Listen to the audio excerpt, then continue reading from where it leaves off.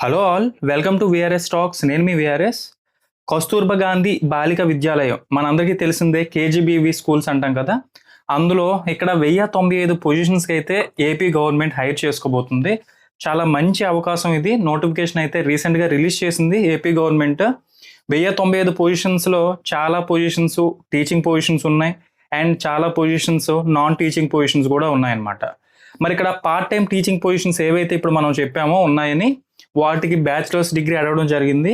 And non teaching positions ఏవైతే ఉన్నాయో దానికి ఎటువంటి చదువు కూడా అవసరం లేదు. అయితే మీకు రాయడం అండ్ దెన్ చదవడం రావాలి అనేది ఇక్కడ బేసిక్ పాయింట్. మరి ఇక్కడ నిజంగా రాయడం చదవడం రావాలా నాన్ టీచింగ్ పొజిషన్స్ కంటే మరీ అంత అవసరం లేదు. అదంతా కూడా మీ ఊరి రాజకీయాలపైన అయితే డిపెండ్ అవుతూ ఉంటుంది. మరి ఇక్కడ చెప్పుకుందాం, వీడియో మొత్తం కూడా చెప్తాను ఏ విధంగా మీరు అప్లై చేసుకోవాలి అండ్ ఎటువంటి టైంలో మీరు అప్లై చేసుకొని ప్రాసెస్ ఏ విధంగా ఉంటుంది అనేది. సో మీరు ఆ విధంగా అప్లై చేయడానికి ట్రై చేయండి. వన్స్ ఇందులో ఉద్యోగం వస్తే మాత్రం మీకు మీ లోకల్ ఏరియాస్లో ఉండే మీరు మొత్తం కూడా నడిపించుకోవచ్చు. చాలా అయితే బాగుంటుంది. అండ్ ఫస్ట్ టైం మన ఛానల్ ఎవరైతే చూస్తున్నారో సబ్స్క్రైబ్ చేసుకోండి. మన ఛానల్లో ఎవ్రీథింగ్ అనమాట, మొత్తం 360 డిగ్రీస్ అన్నీ కవర్ అవుతాయి. యువతల జాబ్స్ చెప్తాం అండ్ దెన్ వాస్తు శాస్త్ర గురించి కూడా మనం వీడియోస్ అనేవి వితౌట్ ఎనీ సెంటిమెంట్స్, ఫ్యాక్ట్ ఎలా ఉంటుందో అలా అయితే మనం చేయడం జరుగుద్ది. అండ్ నా రిక్వెస్ట్ ఏంటంటే ప్రతి ఒక్కరు వీడియోని లైక్ చేసి కింద హైప్ ఆప్షన్ వస్తుంది, వీడియోని కూడా హైప్ చేయండి అండ్ వీడియోని కూడా ఫార్వర్డ్ చేసుకోండి ఎవరైతే మీ వెల్ విషర్స్ ఉంటారో వాళ్ళందరితో. అయితే ఇక్కడ చెప్పినట్టు 1095 పోస్టులు అయితే నోటిఫికేషన్ రిలీజ్ చేసింది. పోస్టులకి ఎవరు అర్హులు అంటే ఓన్లీ మహిళా అభ్యర్థులు మాత్రమే దీనికి అర్హులు. ఇక్కడ ఏజ్ లిమిట్ కూడా ఇచ్చారు. ఎవరికైతే 18 ఏళ్ళు పైబడి ఉండి 45 సంవత్సరాల లోపు ఉండాలి జనరల్ కేటగిరీ వాళ్ళు. అదే మరి SC ST BC are economically weaker sections ఉన్నారనుకోండి, వాళ్ళకి 5 సంవత్సరాల వయో పరిమితి కూడా ఇవ్వడం జరిగింది. అంటే 50 సంవత్సరాలు ఉన్న వాళ్ళు కూడా అప్లై చేసుకోవచ్చు 50 సంవత్సరాల వరకు. అదే డిఫరెంట్లీ ఏబుల్డ్ ఉన్నారనుకోండి, ఫిజికల్లీ ఏబుల్డ్ పర్సన్స్, వాళ్ళకి 52 సంవత్సరాల వరకు కూడా వయో పరిమితి ఇవ్వడం జరిగింది. అంటే 7 సంవత్సరాలు ఎక్స్ట్రా ఇచ్చారు.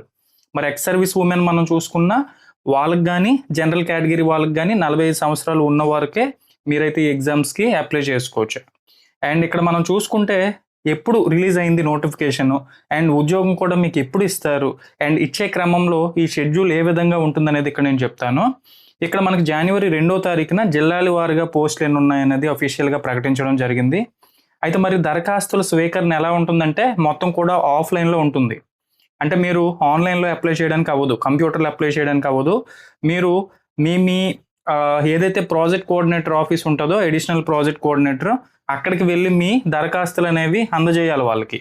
మరి ప్రాసెస్ ఎప్పుడులోపు మీరు చేయాలంటే జనవరి 3 నుంచి జనవరి 11 మధ్యలో మీరు ఈ ప్రాసెస్ అనేది చేయాలి.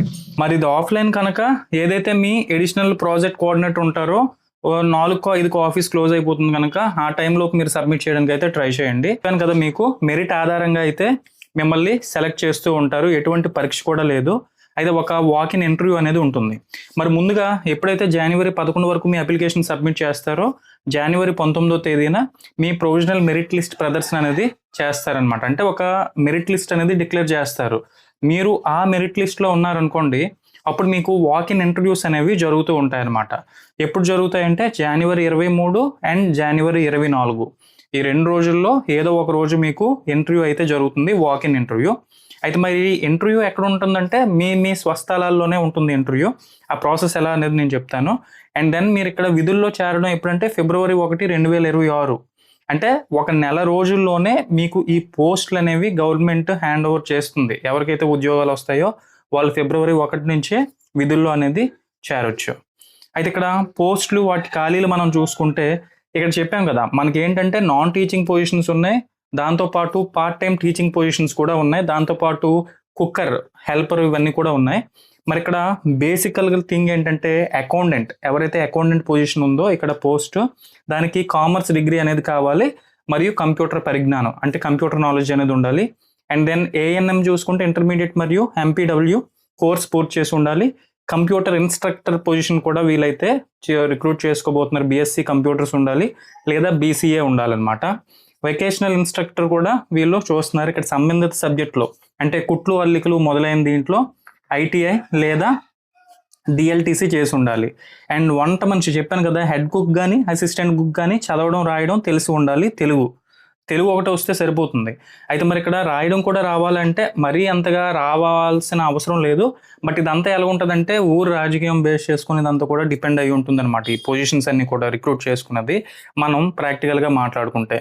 అయితే నెక్స్ట్ వాచ్ వుమెన్ కావాలి, స్వీపరు, అటెండర్. చదవడం, రాయడం తెలిసి ఉండే వాళ్ళైతే కావాలి. అయితే ముందుగా మనం చెప్పినట్టు ఏదైతే ఈ కస్తూర్బా గాంధీ బాలిక విద్యాలయాలు ఉన్నాయి కదా, ఇవన్నీ కూడా పిల్లలవి అంటే మహిళలవే కనుక ఇక్కడ ఈ పొజిషన్స్ కూడా ఓన్లీ మహిళలే అప్లై చేసుకోవాలి. అందుకనే వాచ్ వుమెన్ అడిగారు, స్వీపర్, అటెండర్ ఇవన్నీ కూడా లేడీస్ మాత్రమే ఉండాలి. ఇవి పొజిషన్స్ దీనికైతే హైర్ చేసుకోబోతున్నారు. మరి ఎంపిక విధానం మనం చూసుకుంటే ఇక్కడ ఫస్ట్ ఆఫ్ ఆల్ ఎంపిక యూనిట్ అనేది ఎలా జరుగుతుందంటే ఎవరైతే అభ్యర్థులు అప్లై చేస్తున్నారో వాళ్ళు నివసిస్తున్న మండలం ప్రాతిపదికన ఎంపిక జరుగుతుందన్నమాట. అంటే స్థానిక అభ్యర్థులకు మొదటి ప్రాధాన్యత అనేది ఉంటుందన్నమాట. మీ మండలాల్లో ఎన్ని పొజిషన్స్ ఉన్నాయి, క్యాస్ట్ ఈక్వేషన్స్ ఏంటి, అండ్ దెన్ ఎవరు దానికి సూటబుల్ బేస్డ్ ఆన్ మెరిట్ అనేది ఒక ఇదనేది ఉంటుంది. దాని తర్వాత ఏంటంటే సెకండ్ ప్రాసెస్ వచ్చేసి జిల్లా కలెక్టర్ ఎవరైతే ఉంటారో వారి ఆధ్వర్యంలో కమిటీ ద్వారా మెరిట్ మరియు వాకిన్ ఇంటర్వ్యూ ఆధారంగా ఎంపిక చేస్తారు. అంటే ముందు ఇచ్చిన లిస్టులో ఎవరి పేర్లు అయితే వచ్చాయో దాని తర్వాత ఏదైతే వాకిన్ ఇంటర్వ్యూ పెట్టారు కదా, ఆ వాకిన్ ఇంటర్వ్యూలో వాళ్ళ పర్ఫార్మెన్స్ బాగుందనుకోండి వాళ్ళని తీయడం అయితే జరుగుతుంది. అండ్ దెన్ వేతనం వచ్చేసి ఇక్కడ నాన్ టీచింగ్ సిబ్బందికి అంటే వంట మనిషి కానీ వాచ్ ఉమెన్ కానీ వీళ్ళందరికీ కూడా సుమారుగా 15,000 గౌరవ వేతనం అనేది ఉంటుందన్నమాట. మరి ఇక్కడ మిగతా వాళ్ళు ఎవరైతే బీఎస్సీ కంప్యూటర్స్ ఇవన్నీ కూడా చేశారో వాళ్ళు కొద్దిగా అధికంగానే వాళ్ళ జీతాలు అనేవి ఉంటాయి.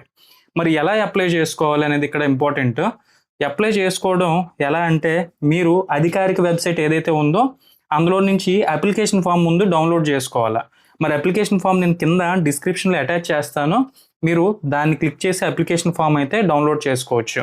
ముందుగా చెప్పాం కదా ఇది ఆన్లైన్లో అప్లై చేయడానికి కుదరదు, మీరు అప్లికేషన్ డౌన్లోడ్ చేసుకొని దీన్ని సబ్మిట్ చేయాలి. ఏదైతే మీ జిల్లాలో సమగ్ర శిక్షణ అదనపు ప్రాజెక్ట్ కోఆర్డినేటర్ ఎవరైతే ఎడిషనల్ ప్రాజెక్ట్ కోఆర్డినేటర్ ఉంటారో వాళ్ళ కార్యాలయంలో జనవరి 11, 2026 సాయంత్రం లోపుగా నేరుగా మీరు సమర్పించాలన్నమాట. సో ఇది పద్ధతి, ఈ విధంగా చేయాలి. మరి అప్లికేషన్ ప్రాసెస్ మీరే వెళ్ళి హ్యాండ్ ఓవర్ చేయాలని లేదు, మీ తరపున మీ బ్రదర్ సిస్టర్ ఎవరు కూడా వెళ్ళి హ్యాండ్ ఓవర్ చేసుకోవచ్చు. 2-3 అప్లికేషన్స్ కూడా ఇచ్చుకోవచ్చు. ఆన్లైన్లో మాత్రం అప్లై చేయడానికి అయితే అవ్వదు. అయితే దాన్ని మరి ఇంకా ఎలా ఉండాలి, ఉండాలంటే మీ ఆధార్ కార్డు ఉండాలి, మీ హైయెస్ట్ ఎడ్యుకేషన్ ఉండాలి, మరియు రెసిడెన్స్ సర్టిఫికేట్ అనేది మీరు అటాచ్ చేసేటట్టు ఉండాలి. దాని ఇక్కడ ఏజ్ రిలాక్సేషన్ కూడా ఇచ్చారు కదా, సో మీకు ఆ ఏజ్ రిలాక్సేషన్ వర్తిస్తే మీరు మీ క్యాస్ట్ సర్టిఫికేట్ కూడా అటాచ్ చేసేటట్టు అయితే ఉండాలి. సో ఇది ప్రాసెస్, ఈ విధంగా అప్లై చేసుకోండి. అప్లై చేసుకుంటే తక్షణమే మీకు కొద్దిగా ఇది ఉంటే పలుకుబడి ఉంటే ఖచ్చితంగా మీకు ఉద్యోగం అయితే వస్తుంది. సో మరి ఇది జాబ్ రిలేటెడ్ ఇంకేదైనా అడిషనల్గా డౌట్ ఉంటే కింద కామెంట్ సెక్షన్లో ఎక్స్ప్రెస్ చేయండి. అప్లికేషన్ ఫామ్ ఎలా ఫిల్ చేయాలి, ఏమేమి ఉంటుందని అడిగినా నేను దానిపైన వేరే వీడియో అయితే చేస్తాను. ఇలానే కీప్ వాచింగ్. Thank you.